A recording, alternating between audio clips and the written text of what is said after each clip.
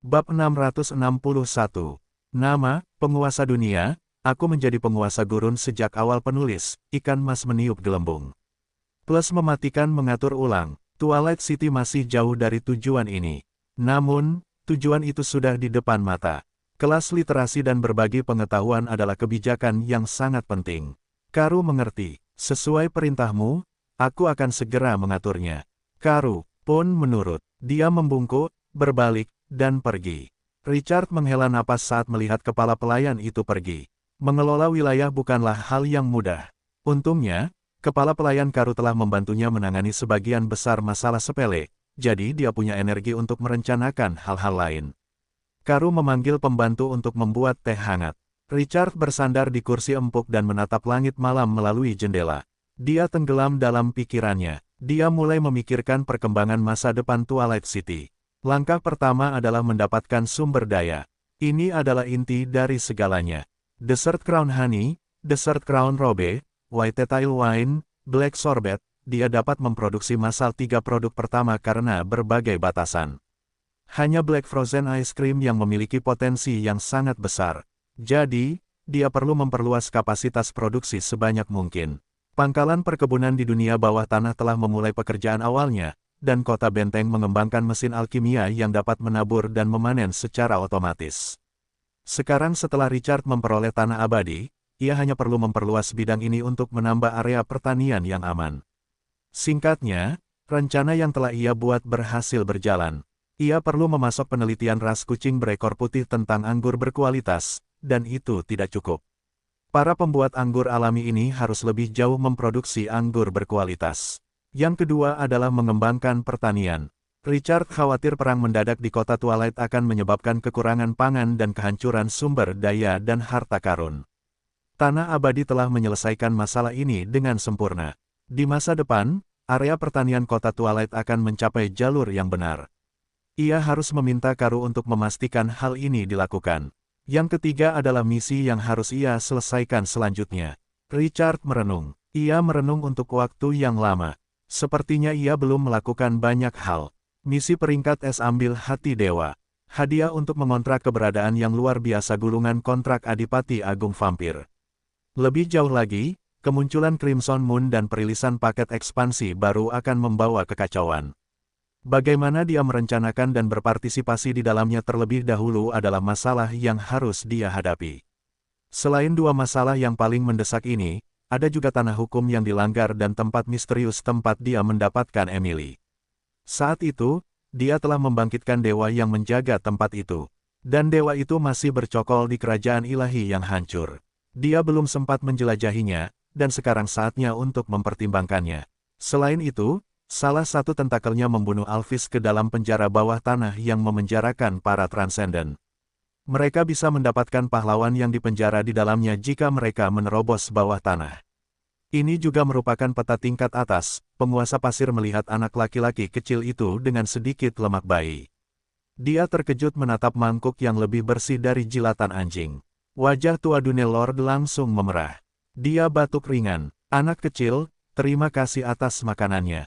Itu membuatku senang. Bisakah kamu memberitahuku namamu? Anak laki-laki kecil itu tersenyum malu dan menggaruk kepalanya. Tanda seru. Kakek, namaku babi hutan. Liar, babi hutan. Jawaban itu mengejutkan Dunelord untuk waktu yang lama ketika dia mendengarnya. Kota Dune hanya memberikan nama ini kepada para petani buta huruf yang bekerja di pedesaan sepanjang hidup mereka. Para petani bodoh percaya bahwa semakin rendah nama anak yang baru lahir, semakin mudah untuk membesarkan mereka. Emosi dalam hatinya menjadi semakin halus. Siapa yang memberimu nama ini? Di mana orang tuamu? Mata anak laki-laki itu dengan cepat meredup. Sekelompok bandit membunuh mereka selama musim dingin sebelumnya. Dibunuh oleh bandit. Dunelord terdiam. Situasi seperti ini biasa terjadi selama krisis. 9,5 dari 10 anak yatim piatu memiliki alasan yang sama. Penguasa pasir tidak menyelidiki lebih dalam status hukum anak itu. Lalu mengapa kamu muncul di kota ini? Ini adalah gurun kematian. Anak laki-laki kecil itu mengedipkan matanya dan berkata dengan lembut. Kepala desa mengatakan bahwa pasukan kekaisaran badak akan datang. Kita harus pergi. Kami menghadapi badai pasir di jalan, dan seorang tuan tanah feodal menyelamatkan kami pada akhirnya. Saat dia berbicara, dia menatap tuan pasir dengan rasa ingin tahu. Kakek, apakah tuan tanah feodal juga menyelamatkanmu? Aku, kata-kata ini membuat tuan pasir merasa sedikit terluka. Mengapa dia menyelamatkanku? Aku akan berencana untuk menguasai gurun kematian jika bukan karena bajingan itu. Namun, penguasa pasir menelan kata-katanya ketika melotot ke mata polos anak laki-laki itu. Dia memaksakan senyum. Itu benar, aku juga, yang mulia menyelamatkanku. Kata-kata ini terlalu bertentangan dengan hatinya. Itu menyebabkan wajahnya berubah. Anak laki-laki itu mengira pihak lain sedang sedih, jadi dia berpura-pura menjadi orang dewasa dan menghibur Dunelord. Tidak apa-apa, kakek. Ketika aku pertama kali datang ke Twilight City, aku sama takutnya sepertimu. Sudah lebih baik sejak aku mengenalnya. Kota ini adalah wilayah terbaik yang pernah kulihat. Tidak ada yang menindasku, dan tidak ada yang menindas Bibi Mari, Paman Kevin, dan yang lainnya. Semua orang mengatakan Twilight City adalah wilayah terbaik yang pernah mereka lihat. Mata anak laki-laki itu berbinar saat berbicara. Aku bisa makan sepuasnya di Twilight City. Dan ada daging. Nada suaranya membawa sedikit kebanggaan. Itu mengubah suasana hati Dunelord. Ia tidak peduli berapa banyak pujian yang akan dinyanyikan dan dibacakan. Itu tidak masalah. Namun, kata-kata ini datang dari mulut seorang anak berusia 7 atau 8 tahun. Ia merasakan sesuatu yang aneh. Apakah ini yang seharusnya dirasakan oleh suatu wilayah? Bukankah ia mengambil jalan yang benar dengan memperlakukan penduduk biasa sebagai budak dan mengeksploitasi mereka dengan gila-gilaan? Dunelord menggelengkan kepalanya dan mengumpulkan pikirannya. Ia bertanya kepada anak laki-laki kecil itu dengan rasa ingin tahu. Berapa banyak makanan yang dapat kamu bagikan secara gratis setiap hari? Aku bisa makan sampai kenyang. Anak laki-laki itu tampak senang. Matanya melengkung menjadi bulan sabit. Makan sampai kenyang sangat penting baginya. Berapa banyak orang seusiamu di Twilight City? Anak laki-laki kecil itu mengusap kepalanya dengan sedih. Kemudian, ia menghitung jari-jarinya dan berbisik. Ada, lebih dari 100 orang. Tuan Hun menyebutkannya terakhir kali, tetapi aku lupa. Dunelord mengerutkan kening. Tuan Hun, petik 2, itu benar. Anak laki-laki itu mengangkat kepalanya dan berkata dengan kagum. Tuan menunjuk Tuan Hun sebagai guru kita. Dia sangat berpengetahuan. Dia bahkan tahu seperti apa kekaisaran es itu. Semua orang menghormati Guru Hun. Sang penguasa Bukit Pasir menatap tatapan pihak lain dan sangat tidak senang. Apakah dia tahu bahwa kekaisaran es bisa mendapatkan begitu banyak rasa hormat? Dia tidak mau repot-repot mengobrol dengan pihak lain dan melanjutkan. Semua orang bisa mendapatkan makanan gratis. Tidak juga. Seseorang harus bekerja untuk mendapatkan makanan begitu mencapai usia 14 tahun. Kota Twilight bisa menyediakan makanan gratis di bawah usia ini. Bocah lelaki itu berbicara dengan penuh kerinduan. Saya harap saya bisa tumbuh dengan cepat. Saya juga ingin bekerja dan berkontribusi pada kota Twilight. Wajahnya menunjukkan sedikit kebanggaan saat berbicara. Sekarang, kita harus belajar dan belajar setiap hari. Yang Mulia berkata bahwa belajar sekarang adalah untuk menjadi orang yang lebih luar biasa dan berkontribusi pada kota Twilight di masa depan. Ekspresi penguasa Bukit Pasir berubah dengan hemat. Ia menatap tatapan mata bocah lelaki itu yang membara. Penguasa Bukit Pasir akhirnya mengerti apa yang dirasakan bocah lelaki itu. Bahkan seorang anak berusia 7 atau 8 tahun memiliki pengakuan dan kerinduan yang kuat terhadap wilayah ini. Lalu bagaimana dengan yang lain? Aturannya yang memperbudak penduduk tampak begitu pucat dan tak berdaya. Rakyat jelata itu hanya melarikan diri, memberontak, dan tidak dapat berkontribusi secara aktif terhadap wilayah itu. Sungguh lelucon. Bahkan para manajer pengawas pun sering melarikan diri. Semua orang takut dibandingkan. Kakek, kamu juga bisa pergi ke alun-alun untuk belajar di malam hari. Tuan Tanah Feodal berkata bahwa belajar adalah hal yang paling mulia. Aku sudah tahu 200 kata. Bibi Mari bahkan memujiku terakhir kali. Saya suka mendengarkan Guru Hun berbicara tentang kekaisaran es. Sang penguasa Bukit Pasir tidak tahu apakah harus tertawa atau menangis. Penguasa pasir itu merasa mempertimbangkan kota ini. 95 poin sentimen populer. Penduduk akan hidup bahagia di wilayah itu dan mempromosikan Twilight City kepada penduduk baru. Daya tarik bagi para pengungsi akan meningkat hingga 100%. Para pengungsi dapat dengan cepat berintegrasi ke dalam kota setelah mereka tiba. Ada peluang lebih tinggi untuk menarik bakat tingkat tinggi atau pahlawan tingkat tinggi untuk mengambil inisiatif bergabung dengan kota. Itu akan sangat meningkatkan pesona kota. Penguasa pasir tidak tahu apa yang akan terjadi setelah popularitas orang-orang mencapai 95 poin. Seseorang tidak dapat melihat atau menyentuh. Tetapi itu dapat sangat memengaruhi setiap orang yang melangkah ke Twilight City. Tanda seru, Wild Boar, apakah kamu masih akan pergi ke kelas malam ini? Dia benar-benar tidak dapat mengucapkan nama ini dengan keras. Tidak apa-apa jika anak laki-laki kecil itu adalah seorang petani yang kekar. Tetapi seorang anak berusia 7 atau 8 tahun dengan sedikit lemak bayi dipanggil Wild Boar. Itu terlalu tidak pada tempatnya. Anak laki-laki kecil itu mengangguk mengiyakan. Tentu saja, Bibi Mari mengatakan bahwa pengetahuan itu sangat berharga. Di dunia luar, hanya para bangsawan yang dapat mempelajarinya. Jadi selama tidak ada yang bisa dilakukan di malam hari, semua orang akan pergi ke kelas. Sang penguasa Bukit Pasir terdiam. Kata-kata ini benar-benar tulus. Pengetahuan itu berharga. Pengetahuan itu melambangkan hak untuk bertahan hidup, kekuasaan, dan otoritas. Di dunia luar, beberapa bangsawan yang jatuh bahkan tidak mampu membayar biaya tinggi untuk mempelajari pengetahuan. Hanya kota inilah yang memberikan pengetahuan berharga kepada setiap penduduk. Ini juga yang paling tidak dapat dipercaya baginya. Baru setelah mendengar pujian tulus dari seorang anak berusia 7 atau 8 tahun untuk kota itu, ia memahami logika yang mendasari tindakannya. Senyum pahit muncul di wajahnya. Mungkin hanya penguasa daratan yang anggun yang datang dari alam lain dan tidak terpengaruh oleh budaya dan aturan alam utama yang dapat melakukan hal seperti itu. Akan sulit bagi sang penguasa Bukit Pasir untuk melakukannya bahkan jika sekarang ia memahami pikiran pihak lain. Kakek, aku akan kembali untuk mandi. Aku akan segera pergi ke kelas. Saat aku pergi, aku akan meneleponmu. Kemarin, aku meminta Bibi Mari untuk menyimpan tempat duduk untukku. Kehangatan menjalar di hati Dunelord saat mendengar kata-kata tulus itu. Bocah kecil itu telah menginspirasi Dunelord. Di masa lalu, ia terbiasa menjadi angkuh dan perkasa. Siapa yang memenuhi syarat untuk mengatakan kata-kata seperti itu sebelumnya? Baiklah, aku akan pergi bersamamu nanti. Penguasa pasir itu menatap si kecil sambil tersenyum dan tiba-tiba teringat sesuatu. Ia berkata dengan ekspresi serius, "Babi hutan, mereka memanggilmu dengan nama ini saat kau masih muda. Sekarang setelah kau dewasa, kau harus mengganti namamu. Nama baru." Anak laki-laki kecil itu tertegun sejenak sebelum dia berkata dengan linglung. "Tapi, tidak ada yang tersisa untuk memberiku nama." Napas Dunelord terhenti. Tidak ada yang tersisa untuk memberiku nama. Penguasa pasir tidak tahu harus merasa apa ketika mendengar itu. Dia bahkan tidak punya nama.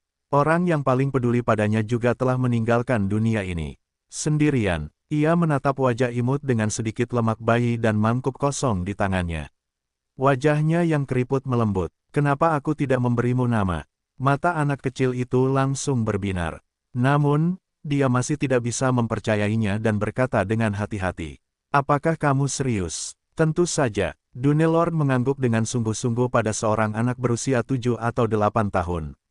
"Yai," si kecil melompat. Kegembiraan membebani wajahnya. "Terima kasih." Dunelord tersenyum. Ia mengusap kepala kecilnya. Dunelord tidak bisa menahan diri untuk tidak berpikir.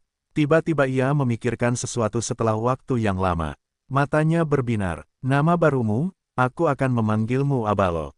Ratusan ribu tahun yang lalu, dalam pertempuran para dewa, seorang ahli manusia membantai dewa tingkat menengah dengan tubuh seorang dewa setengah dewa.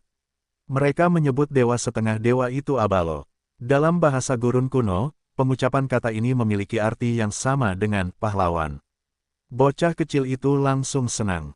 Abalo, membantai dewa dengan tubuh seorang dewa setengah dewa. Ini terdengar sangat kuat, seperti mitos kuno yang sering dibicarakan para paman itu setelah mereka minum. "Abalo, Abalo." Bocah kecil itu mengangkat tangannya dan bersorak setelah dia mengulanginya beberapa kali. "Aku punya nama, aku punya nama, namaku Abalo. Aku memiliki nama yang sama dengan seorang dewa setengah dewa dari ratusan ribu tahun yang lalu. Dia adalah pahlawan yang sangat, sangat kuat." Penguasa gurun pasir juga memperlihatkan senyum ketika melihat ekspresi bahagia bocah lelaki itu. Memberikan nama kepada seorang anak mungkin tidak terasa apa-apa di masa lalu, tetapi setelah kehilangan semua kekuatannya, Dunelord merasa sangat gembira. Rasanya seperti telah memperoleh kehidupan baru. Hubungan emosional antara keduanya diam-diam berubah menjadi aneh. Dunelord tiba-tiba merasa bahwa kamarnya tidak lagi begitu dingin dan menyesakkan setelah bocah lelaki itu merasa bahagia. Sebaliknya, kamar yang tidak begitu luas itu menjadi lebih hangat. Semuanya ternyata tepat. Tiba-tiba, Dunelord memikirkan sesuatu. Ia berjalan ke jendela lagi. Ia berbalik dan melihat para penghuni yang telah membawa bangku. Mereka menyalakan lilin yang terbuat dari lemak hewani. Kelas malam di Twilight City akan segera dimulai.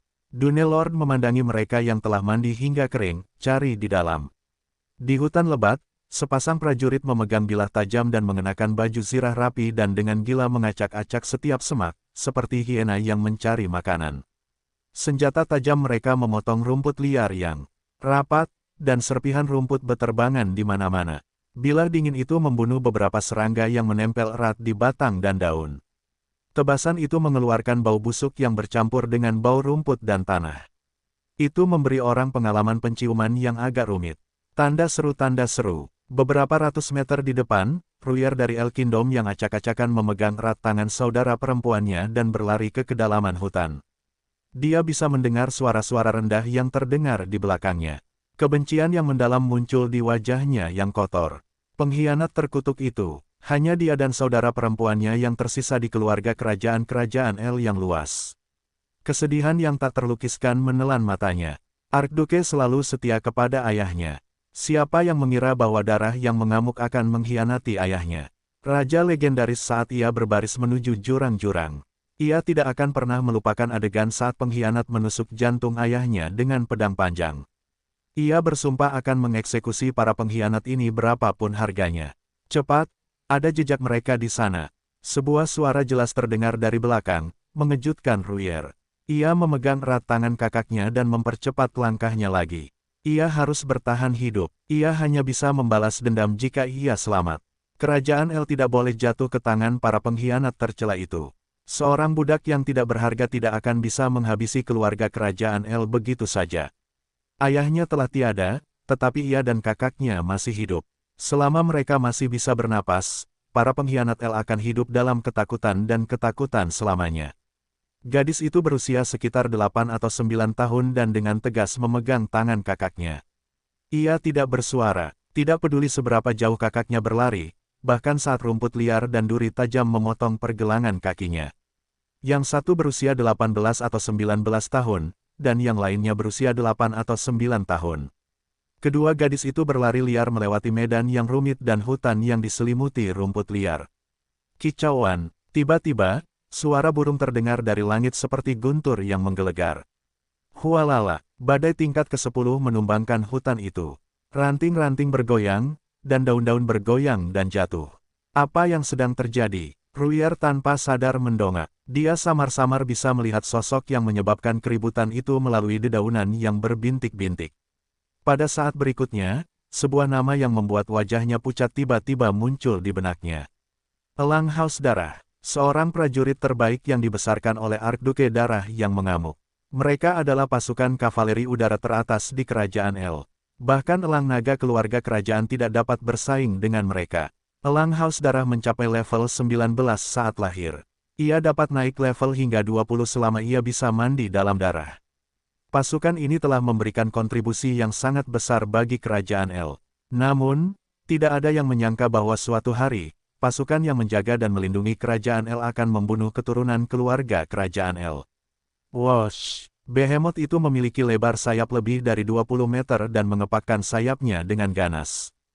Tangan raksasa yang tak terlihat tampaknya merobek kesungguhan yang menjulang tinggi itu. Dan batang dan cabang pohon yang kokoh beterbangan di mana-mana. Chip, kail elang yang tajam dan seperti tukang daging memantulkan hawa dingin. Mata kuningnya menatap lurus ke tanah. Ia mengepakkan sayapnya dan menciptakan angin kencang yang menerbangkan rumput dan tanah di tanah. Pandangan keras kepala dan pantang menyerah membanjiri matanya. Dia menatap elang Haus Darah di langit. Pada saat ini, kepala elang itu perlahan menunduk dan memperlihatkan punggungnya. Ia memfokuskan pandangannya dan melihat sosok berbaju besi hitam lengkap muncul di depannya. Lawan duduk di perangkat kavaleri udara seperti pelana. Ia memegang kendali dengan kedua tangan. Mata birunya melihat ke bawah melalui helm. Selain itu, ia masih mengepakkan sayapnya dan menciptakan elang badai haus darah, yang memberi orang rasa penindasan yang kuat. Yang mulia, silakan ikuti saya kembali ke ibu kota. Suara acuh tak acuh itu membawa sedikit rasa dingin. Anda sudah pergi cukup lama. Raja telah menumpahkan darah terakhirnya untuk kerajaan El di celah jurang. Sebagai seorang putri, Anda tentu harus mengambil alih tanggung jawab berat raja dan memimpin kerajaan El menuju kejayaan. Celah jurang akan segera runtuh. Kami membutuhkan Anda. Ruyer mendengar ini, mengepalkan tinjunya, dan kemarahan menutupi matanya. Anda adalah antek dari Archduke Darah yang mengamuk. Beraninya kau mengatakan itu. Bagaimana iblis-iblis itu bisa menerobos kota berbenteng yang telah bertahan selama jutaan tahun jika bukan karena pengkhianat jahat yang membunuh ayahku? Prajurit yang menunggangi elang haus darah itu mengangkat alisnya. Kesalahpahamanmu yang parah tentang Archduke terlalu berlebihan. Yang mulia, semua yang kau lihat adalah ilusi yang diciptakan oleh Sucubus. Yang mulia, Raja, meninggal setelah pertempuran berdarah dengan seorang komandan jurang. Iblis lain menyergap dan membunuhnya. Ruyer mencibir. Jadi, iblis-iblis itu juga menyergap keluarga kerajaan di ibu kota. Penguasa abis menempatkan kutukan itu. Archduke harus menanggung rasa sakit dan melawan kutukan itu untuk melindungi ibu kota kita. Ruyer gemetar karena marah. Pengkhianat, kalian akan membayar harganya. Tidak seorang pun bisa menghentikan balas dendamku. Dia berbicara, dan cahaya biru tua bersinar dari tubuhnya. Dia menghilang di udara sebelum dia bisa berkedip. Prajurit itu menunggangi elang yang haus darah dan melihat pemandangan ini. Namun ekspresinya tidak berubah. Sepertinya dia sudah menduga akan menghilang. Dia perlahan mengeluarkan logam seukuran kepalan tangan dari sakunya dan menyuntikkan sedikit energi ke dalamnya sebelum dia menoleh untuk mencari arah. 50 km. Jarak di mana dia bisa berteleportasi semakin pendek, dan dia tidak bisa bertahan lebih lama lagi. Dalam sekejap, mereka sudah berada tepat di hadapannya. Para prajurit kavaleri di punggung mereka menunggu elang itu melayang sebelum mereka meletakkan tangan kanan mereka di dada. Komandan, kata komandan itu dengan tenang. Tanda seru, teruslah mengejar mereka, tetapi jangan terlalu menekan mereka. Beri mereka cukup ruang. Itu membingungkan para prajurit kavaleri udara yang baru. Mereka saling memandang, dan salah satu dari mereka bertanya dengan ragu. Komandan, mengapa Anda tidak menangkap Putri Ruyer ketika Anda menjebaknya? Upacara penobatan Archduke akan dimulai dalam 3 hari. Kita tidak punya banyak waktu untuk disia-siakan. Menunda, komandan itu membelai tali kekang dan berkata perlahan, misi kita kali ini bukanlah untuk menangkap Ruyer dan putri kecil itu. Dia tidak menunggu yang lain untuk bertanya sesudahnya. Tatapannya membawa sedikit kerinduan. Anda seharusnya sudah mendengar tentang legenda kuno. Ketika kerajaan El pertama kali didirikan, itu hampir hancur. Kemudian, Raja Agung El memanggil ribuan raksasa setinggi 100 meter. Mereka meratakan semua rintangan dan akhirnya mendirikan kerajaan El yang baru. Komandan, bagaimana legenda ini berhubungan dengan misi kita? Hubungan, hehe. Itu lebih dari sekadar hubungan, karena legenda itu benar. Semua kavaleri udara gempar sekaligus. Apakah mitos ini benar? Dia pulih dari keterkejutannya. Kau ingin menjelajahi rahasia di balik ini dan mendapatkan kembali energi untuk memanggil raksasa. Tidak, ini bukan ideku, tapi keinginan Archduke. Komandan dengan tenang meletakkan kendali dan melihat sekeliling. Saat dia mengatakan ini, matanya menyala. Planar summoning array ini dapat terhubung ke pesawat lain dan memanggil kehidupan dari pesawat lain. Itu bahkan dapat terhubung ke pesawat utama legendaris di mana kehidupan yang tak terhitung jumlahnya ada. Itu dapat terhubung ke pesawat utama. Beberapa dari mereka segera berseru. Tempat kelahiran para dewa, pesawat utama dengan ras yang tak terhitung jumlahnya dan sumber daya yang melimpah. Komandan mengangguk. Para kavaleri udara akhirnya mengerti mengapa guild yang luas begitu khawatir. Itu adalah kesempatan untuk terhubung ke pesawat utama. Siapa yang tidak ingin pergi ke tempat kelahiran para dewa untuk melihatnya? Legenda mengatakan bahwa bertahun-tahun yang lalu, alam utama terhubung dengan alam mereka.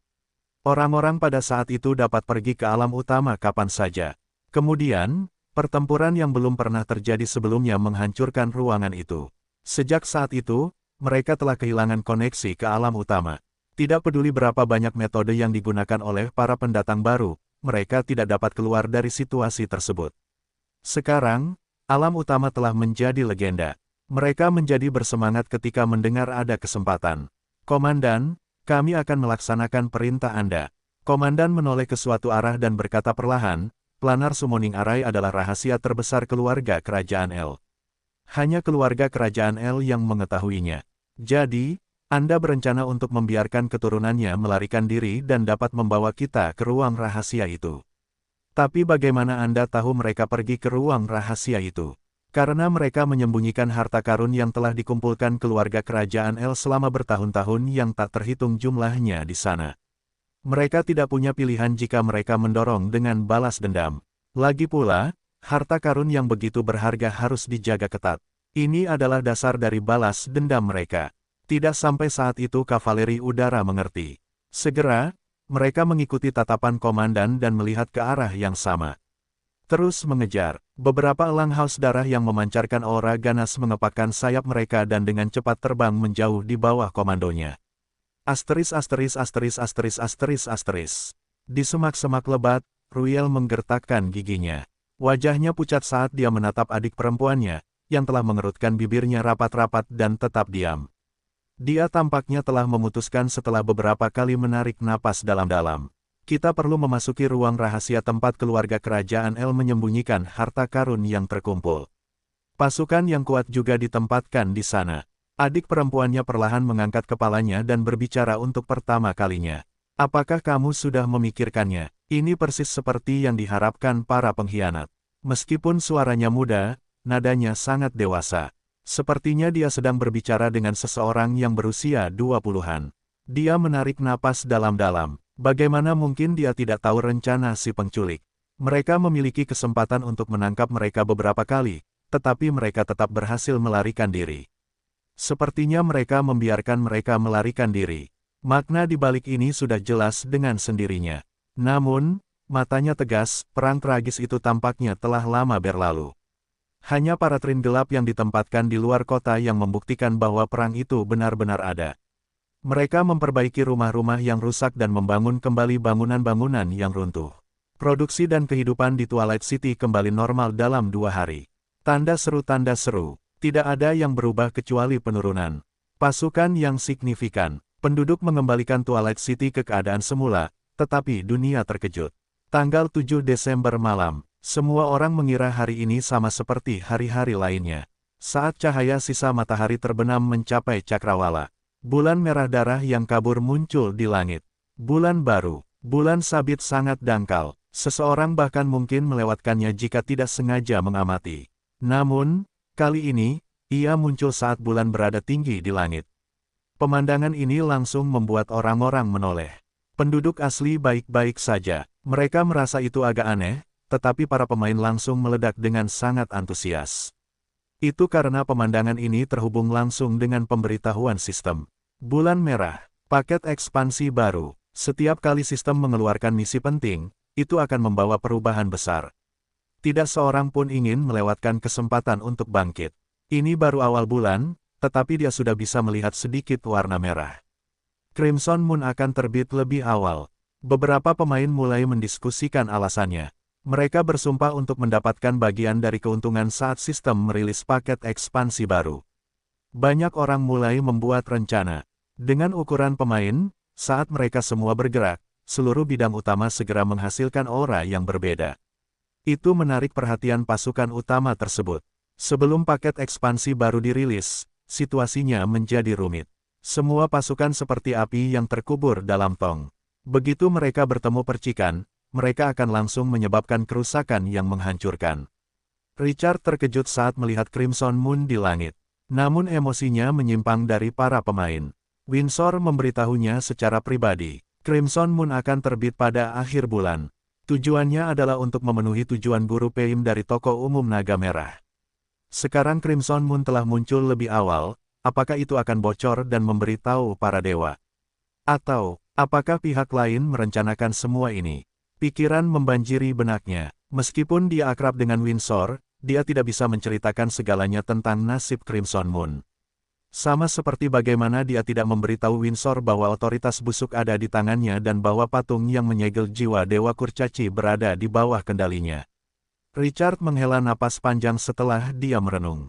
Hal-hal telah melampaui nadanya. Para dewa, yang waspada terhadap para dewa kuno, akan membalas begitu bulan merah muncul. Pada saat itu, tidak ada yang tahu perubahan apa yang akan terjadi pada dunia.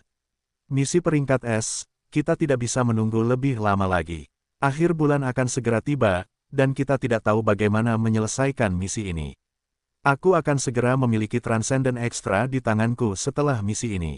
Adipati Agung Vampir di Peti Mati Darah adalah transenden yang paling ingin dia taklukkan. Dia tidak bisa melewatkan kesempatan itu, tidak peduli berapapun harganya. Selama masa perubahan besar di dunia, nilai memiliki transenden tidak terukur bagi Twilight City. Adipati Vampir berbeda dari naga berlengan 8 yang menjaga brankas harta karun. Pihak lain hanya bisa mempertahankan kota dan tidak bisa membuat pengaturan lain bahkan jika mereka berhasil menembus level 20 dan memiliki kekuatan pertempuran yang luar biasa. Seorang transenden bebas dapat memainkan peran yang tak terukur. Richard saat pikirannya berputar, dia harus menyelesaikan misi peringkat S sesegera mungkin dan menyelesaikannya untuk guru lama tokoh umum Naga Merah, yang telah kehilangan hatinya. Biarkan saja dia merasa kasihan, tidak bisa menunggu Sina dan Valkyrie gelap untuk kembali. Kepercayaan dirinya akan meningkat 1 poin jika dia memiliki 2 pahlawan terbaik ini. Tapi sekarang, tidak ada kabar tentang mereka. Bukan sifat Richard untuk menunggu tanpa mengetahui kapan mereka akan kembali. Dia tidak suka bersikap pasif. Dia lebih baik dalam memegang inisiatif di tangannya. Dia menatap langit dan menarik napas dalam-dalam. Matanya yang dalam memantulkan 2 bulan. Dia akan segera berangkat ke kota Solan jika Sina dan Valkyrie gelap tidak bisa datang sebelum tanggal 10 Desember. Dia akan menyelesaikan misi peringkat S. Selama periode ini, ia akan membawa kartu truf yang paling kuat, Pohon Kuno Dewa. Ia memanggil Karu saat kembali dari daerah pertanian. Karu yang berwajah keriput melihat ekspresi serius Richard begitu ia memasuki ruangan. Jantungnya berdebar kencang, dan ekspresinya berubah serius. Karu membungkuk dan segera bertanya, "Tuan, apakah kami menemukan sesuatu yang tidak dapat kami selesaikan?" Jarang baginya melihat Tuan dalam keadaan seperti itu. Richard perlahan memberitahu pria itu tentang keputusannya. 3 hari lagi, aku akan pergi dengan patung batu orang mati dan naga darah kerangka. Pada saat yang sama, pohon kuno dewa akan menyusul. Karu segera menyadari pentingnya masalah ini. Seorang yang transenden adalah godaan yang tak tertahankan bagi Twilight City. Tidak ada ruang untuk penolakan. Tolong kirim pasukan bawah tanah untuk menjaga tempat ini. Kami tidak punya cukup pasukan. Meskipun ada 10 Guardian Mumi dan 3 sarang King of the Imperial Troop untuk mengisi ulang mereka, aku akan memberi perintah pada Sel. Kata Richard dan menyerahkan inti api pada Karu. Ini adalah token untuk berkomunikasi dengan penguasa elemen api. Hancurkan jika kau bertemu dengan makhluk tak terkalahkan di Twilight City. Penguasa elemen api adalah pilihan terakhirnya. Tanda seru. Itu berarti Twilight City telah mencapai titik di mana ia tidak bisa lagi melanjutkan setelah mereka menggunakannya. Karu tentu tahu apa artinya, setelah mengalami beberapa pertempuran. Rasa syukur menyelimuti hatinya. Richard sangat mempercayainya. Rasa bangga dan tanggung jawab yang kuat muncul. Karu memegang dadanya dan membungkuk setelah menjawab dengan serius. Aku tidak akan mengecewakanmu. Richard mengangguk. Dalam 3 hari ke depan, kita akan memperluas pasukan Twilight City. Sudah waktunya bagi Twilight City untuk mengirim gelombang prajurit lain dengan kerugian yang sangat besar kali ini. Ia cukup percaya diri dengan hampir 400 unit sumber daya langka. Richard mengeluarkan 2 patung yang tampak seperti manusia dari sakunya setelah Karu pergi. Salah satunya memiliki sayap patah di punggungnya dan tentakel gurita di kepalanya. Patung itu setengah duduk, dan cahayanya gelap dan jahat. Rasa tertekan yang tak terlukiskan menyelimuti patung itu. Yang satunya berwajah serius dan bertubuh pendek. Ia memegang kapak kecil di tangannya tetapi kuat. Ia memancarkan perasaan suci yang tidak bisa disentuh. Patung Dewa Kuno dan Kurcaci. 2 harta di tangannya mengandung tingkat kekuatan tertinggi. Kurcaci berdarah suci itu berkata bahwa patung Dewa Kurcaci itu perlu membuka segel di garis keturunan mereka. Namun, patung Dewa Kurcaci itu kehilangan fungsinya sebagai kunci karena kekurangan energi. Ia membutuhkan jutaan sumber daya langka untuk mengaktifkannya kembali. Tidaklah rugi menghabiskan jutaan sumber daya langka untuk membuka garis keturunan di kurcaci berdarah suci dan mengaktifkan potensi mereka. Namun, yang paling ia hargai adalah nilai dari patung itu sendiri. Dewa kurcaci itu tidur di dalam. Selain itu, pihak lain telah meninggalkan ramalan bahwa bulan merah akan bangkit dan kembali. Hal ini membuatnya memiliki pikiran lain. Dewa kurcaci itu mungkin mengetahui lebih banyak rahasia tentang bulan merah. Semua informasi yang ia ketahui tentang bulan merah berasal dari Windsor, pemimpin kamar dagang bunga ekor Phoenix. Meskipun pihak lain tidak punya alasan untuk berbohong kepadanya, sebagai pemilik wilayah, bukanlah hal yang baik untuk memiliki terlalu banyak sumber informasi. Selain itu, pihak lain bukanlah bawahannya. Akan menjadi kerugian bagi mereka bahkan jika Twilight City bekerja sama dengan pihak lain. Pada hari ini, Crimson Moon telah muncul diam-diam. Itu membuatnya merasa bahwa segala sesuatunya tidak sederhana. Segala sesuatunya berjalan ke arah yang tidak terkendali. Akan sangat penting bagi rencana Twilight City jika Richard bisa mendapatkan lebih banyak informasi dan memahami konteksnya. Dia mengulurkan tangan dan meraih patung Dewa Kurcaci. Ding gelombang, apakah Anda ingin menghabiskan 1 juta sumber daya langka untuk mengaktifkan patung Dewa Kurcaci? Richard tidak ragu-ragu ketika mendengar pemberitahuan itu. Konfirmasi. Tanda seru, tanda seru. Dia mengonfirmasi, dan sumber daya di panel atributnya langsung berkurang 1 juta. Pada saat yang sama, patung Dewa Kurcaci melepaskan energi yang menakutkan. Semua kurcaci di pesawat utama berbalik untuk melihat ke arah Twilight City. Mereka merasakan bahwa sesuatu yang penting akan terjadi pada mereka. Beberapa kurcaci tua menatap ke langit dan kemudian ke arah Twilight City. Ramalan kuno itu tiba-tiba terngiang di benak mereka. Air mata mengalir di wajah mereka. Dewa mereka telah kembali. Ekspresi Richard setenang biasanya ketika dia merasakan kekuatan ilahi yang tak terkendali dari patung itu. Patung dewa kuno itu memancarkan cahaya redup yang menyelimutinya. Dia bahkan bisa merasakan rasa lapar dan keinginan untuk melahap dari patung dewa kuno itu. Banyak dewa, patung itu merasakan cahaya gelap. Kekuatan ilahi sesaat membeku dan dengan cepat menghindari arah itu. Ketakutan tersembunyi dalam gen tikus saat melihat kucing. Kekuatan ilahi yang melonjak bertahan selama lebih dari 10 menit sebelum berangsur-angsur menghilang. Richard melihat patung itu dan mendapati bahwa patung itu telah redup tetapi sekarang memancarkan cahaya yang kabur. Patung itu tampak hidup, dan dia bahkan melihatnya berkedip. Itu menggerakkan hatinya. Kekuatan spiritualnya menyebar dan menyelimuti patung di tangannya. Jauh di dalam, rasanya seperti dia memasuki gunung yang menjulang tinggi. Dan bebatuan menyelimuti segalanya. Lebih dalam, itu langsung menuju ke inti. Kaca, kekuatan mental Richard yang awalnya lamban tiba-tiba berubah tanpa beban. Rasanya seperti dia telah menembus semacam batas. Sebuah gambaran luar biasa muncul di benak Richard sedetik berikutnya. Sosok yang pendek tetapi menindas duduk di singgasana perunggu.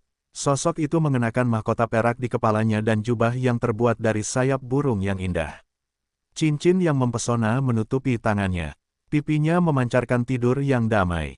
Sosok itu masih membawa tekanan yang menyiksa jiwa meskipun belum terbangun. Itu seperti seekor naga kuno yang bercokol di dalamnya. Tiba-tiba sebuah nama muncul di benaknya. Dewa Kurcaci. Richard menyaksikan kejadian itu dalam diam. Dia telah melihat beberapa dewa. Para prajurit berkepala anjing itu telah bertahan hidup di tanah hukum yang dilanggar dan bangkit kembali. Dia sekarang adalah dewa misterius yang tersembunyi di kerajaan ilahi. Dia adalah penguasa tingkat ke-333 jurang tak berdasar, Raja Pembusukan. Namun, Richard belum pernah melihat yang sejelas itu sebelumnya. Setelah hening sejenak, kekuatan spiritualnya mulai menjelajah. Tiba-tiba, Dewa Kurcaci itu perlahan menoleh. Matanya yang tertutup perlahan terbuka. Richard merasakan kekuatan ilahi telah meningkat ribuan kali lipat. Dia seperti perahu tunggal dalam badai level 18 yang bisa terbalik kapan saja. Tahun-tahun yang tak terhitung jumlahnya telah berlalu. Apakah era akhirnya berubah? Saat suara itu bergema di benaknya, Richard merasa tatapan Dewa Kurcaci itu seolah menembus ruang dan melihatnya. Mata pihak lain bersinar dengan kebijaksanaan yang bisa melihat menembus segalanya. Itu dalam dan tenang. Aku bisa merasakan aura dunia baru. Aku tidak bisa mengintip masa lalu dan masa depan, jiwa yang tidak dikenal. Tanda seru, tanda seru. Apakah kamu bentuk kehidupan dari dunia lain? Keluarga Grimauld, salam, orang asing. Nada suaranya tenang dan lembut. Itu tidak setinggi dan sekuat yang Richard bayangkan. Sebaliknya, itu terdengar seperti pertemuan teman lama. Itu adalah perasaan yang berbeda dari Dewa Kobold yang ekstrim dan Raja Pembusukan yang jahat. Richard mengangkat alis dan menatap lurus ke sepasang mata yang cerah itu. Dia tidak menunjukkan kelemahan apapun hanya karena keistimewaan pihak lain. Nada suaranya tenang dan acuh tak acuh. Yang mulia, Richard, penguasa Twilight City, menyapa Anda. Pengalaman yang tak terhitung jumlahnya telah lama mengubah penguasa pemula yang akan merasa tidak nyaman di atas mayat di awal era cemerlang menjadi penguasa berdarah besi. Keteguhan mentalnya tak tergoyahkan. Dewa kurcaci itu merasakan sikap Richard. Penguasa kurcaci itu meletakkan tangannya di pipinya dan duduk tegak. Matanya bersinar lebih terang. Aku pernah melihat sudut masa depan. Aku telah mengamati bahwa dunia ini akan berubah karena pengunjung aneh. Hari-hari lama akan memudar, dan era baru akan dimulai. Lord Richard, ini adalah perubahan era. Aku belum melihat sudut masa depan. Pupil mata Richard mengerut mendengar kata-kata ini, dan auranya tiba-tiba menjadi dingin. Pentingnya yang dia berikan kepada Dewa Kurcaci itu langsung meningkat beberapa tingkat. Yang mulia Fam, Anda dapat melihat masa depan. Dalam mitos kuno, siapakah mereka yang dapat memprediksi masa depan? Orang hebat di antara orang-orang hebat. Mengesampingkan semua hal lainnya, hanya mengetahui apa yang akan terjadi di masa depan. Selama seseorang membuat beberapa pengaturan dan memenuhi tren umum, seseorang dapat memperoleh fondasi yang tidak dapat dibayangkan oleh orang luar. Itu seperti kota besar sebelum harga perumahan melonjak. Atau Bitcoin yang belum dihargai. Pikiran Richard berputar. Kebenaran atau kebohongan? Mengapa Dewa Kurcaci itu disegel dalam sebuah patung jika dia bisa meramal masa depan jika itu benar? Apakah kekuatan eksternal telah menyegelnya? Atau, apakah dia mengambil inisiatif? Apakah dewa dengan kekuatan seperti itu merencanakan sesuatu? Richard tiba-tiba teringat ramalan yang ditinggalkan Kurcaci itu. Bangkitnya Crimson Moon akan membangunkannya. Bukankah hari ini adalah pertama kalinya Crimson Moon muncul? Kemunculan awal Crimson Moon mengaktifkan patung Dewa Kurcaci itu dan membangunkannya. Dalam hal itu, dia juga telah memasuki ramalan pihak lain. Apakah pihak lain telah memperhitungkan semua ini? Masa depan, tidak seorang pun dapat mengintipnya, tetapi mereka kadang-kadang dapat melihat beberapa fragmen. Nada bahasa Kurcaci kuno itu sangat lembut, dan suku katanya tidak samar. Itu memberi orang-orang perasaan hangat. Berapa banyak fragmen yang kadang-kadang dapat dia lihat? Bukankah itu terlalu banyak? Richard menarik napas dalam-dalam beberapa kali, tidak mampu menahan emosinya. Yang mulia Fam, bolehkah saya mendapat kehormatan untuk mengetahui tujuan Anda disegel di sini? Mahkota perak di kepala Dewa Kurcaci itu tiba-tiba memancarkan energi putih susu yang menyelimuti ruang di dalam saudara condor. Itu membuat sosoknya yang awalnya pendek tetapi menindas tampak lebih luar biasa. Energi itu berkumpul di luar penghalang. Itu membentuk perisai baru yang tampaknya menyegel sesuatu.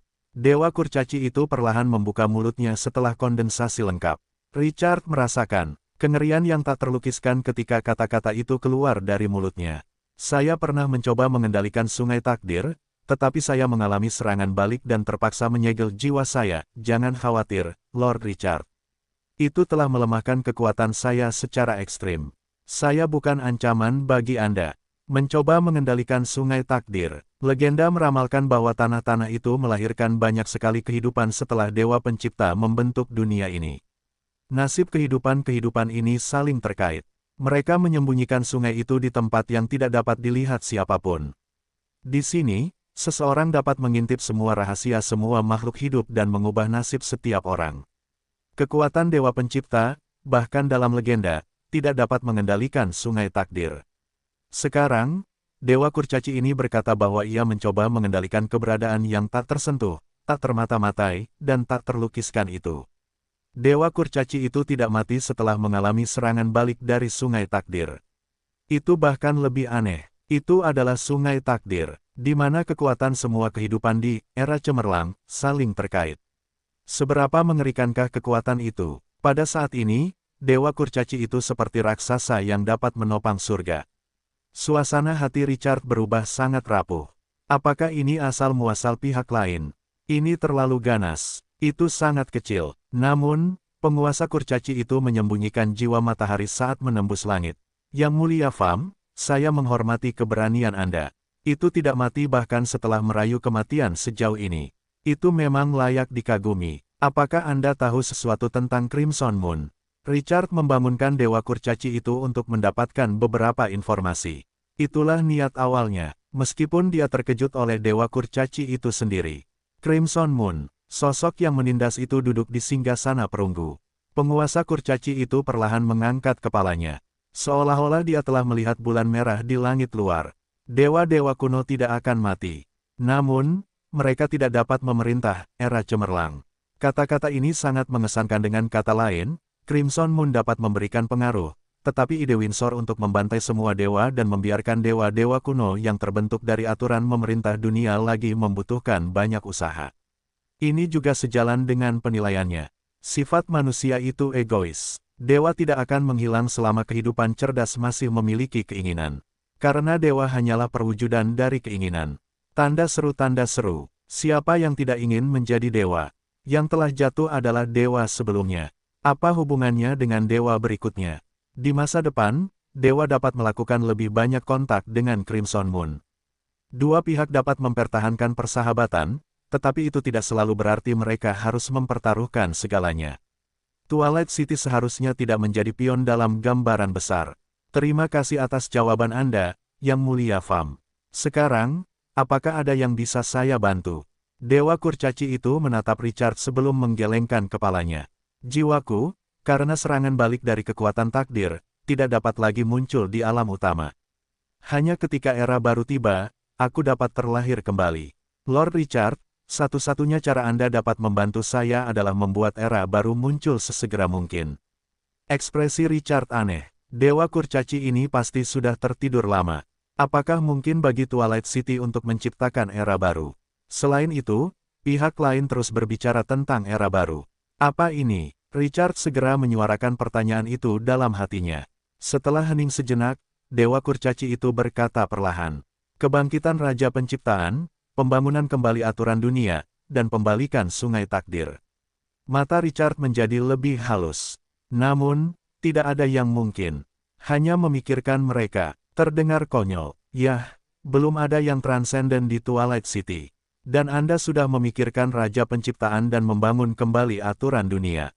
Bukankah ini terlalu banyak untuk level 15 yang baru saja keluar dari desa pemula? Dewa kurcaci itu bisa membaca pikiran Richard. Ia berkata perlahan, akhir dari era lama harus melewati serangkaian turbulensi dan perubahan. Hanya kekacauan yang dapat menimbulkan keteraturan. Kemajuan era baru mungkin memakan waktu 10, 100, atau bahkan 1000 tahun atau 10.000 tahun. Tidak perlu khawatir tentang ini. Hati Richard hancur. Turbulensi dan perubahan, hanya kekacauan yang dapat menimbulkan keteraturan. Bukankah ini berarti, era cemerlang, akan memasuki kekacauan yang belum pernah terjadi sebelumnya setelah munculnya bulan merah?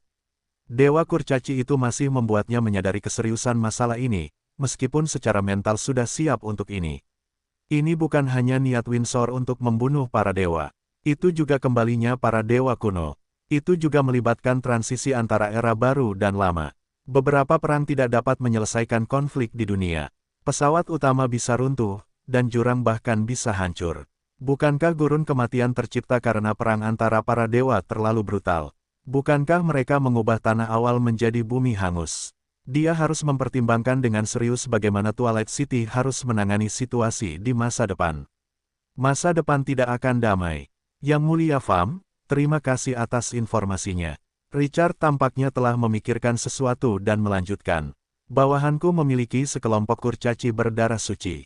Darahmu mengalir di tubuh mereka. Namun, karena Yang Mulia sedang tidur nyenyak, belenggu tak terlihat telah menyegel garis keturunan mereka. Mereka tidak punya pilihan selain menggunakan patung untuk membukanya. Dewa kurcaci berbicara sebelum Richard bisa menyelesaikannya. Akulah yang memasang segel di tubuh mereka. Richard tertegun. Ini tidak selalu baik untuk memiliki terlalu banyak kekuatan untuk menekan. Yang lemah mungkin akan lebih mudah bertahan hidup. Richard terdiam. Ini adalah kebalikan dari apa yang dia pikirkan, tetapi harus dikatakan bahwa itu adalah sebuah jalan. Fakta bahwa para kurcaci berdarah suci masih hidup membuktikan keberhasilan strategi musuh. Namun, itu melibatkan kerugian yang tak terukur. Bawa mereka ke sini, aku akan melepaskan segel mereka. Era akan segera berubah. Keturunanku tidak perlu lagi menyembunyikan ketajaman mereka. Kurcaci telah menyebabkan jurang bergetar di era kuno. Richard menatap mata Dewa Kurcaci yang penuh tekad. Dia mempercayai kata-katanya. Perlindungan dari keberadaan seperti itu tidak dapat dengan mudah melemahkan kurcaci itu. Patung Dewa Kurcaci itu diaktifkan untuk dua tujuan untuk menjelajahi bulan merah dan memberdayakan fungsi vital. Ini telah tercapai, dan keuntungan terbesar adalah Dewa Kurcaci itu sendiri. Richard tidak akan mendengarkan kata-kata dewa ini tanpa syarat. Tetapi dia masih memiliki kendali mutlak dengan patung dewa kuno di tangannya. Percakapan singkat itu membuat Dewa Kurcaci itu tampak agak lelah. Mahkota perak di kepalanya awalnya memancarkan kekuatan hingga perlahan menghilang. Itu akhirnya kembali menjadi kegelapan. Ada sesuatu yang membatasi kekuatan di tubuhku. Aku hanya bisa bangun selama 10 menit sehari. Lord Richard, jika Anda memiliki pertanyaan di masa mendatang, Anda dapat datang kepada saya untuk mendapatkan jawaban. Anda membangunkan saya. Ini adalah pilihan takdir. Dewa Kurcaci itu selesai berbicara, menopang pipinya dengan satu tangan, dan kembali ke posisi awalnya. Ia tertidur lelap lagi. Richard merasakan kondisi Dewa Kurcaci itu dan merenung cukup lama sebelum meninggalkan ruang di dalam. Patung itu, ekspresinya berubah saat ia membuka matanya lagi. Ia tidak menyangka akan mendapatkan panen seperti ini kali ini. Seorang dewa yang pernah mencoba mengendalikan sungai takdir dapat melihat pecahan masa depan. Yang lebih penting, ia sengaja berkontribusi pada Twilight City. Mungkin Dewa Kurcaci itu memilih ini karena ia melihat masa depan yang jauh. Richard menggelengkan kepalanya dan berhenti memikirkannya. Pergilah ke dunia bawah tanah segera dan beritahu para kurcaci berdarah suci bahwa dewa mereka telah bangkit. Bawa serta semua kurcaci berdarah suci itu bersamamu.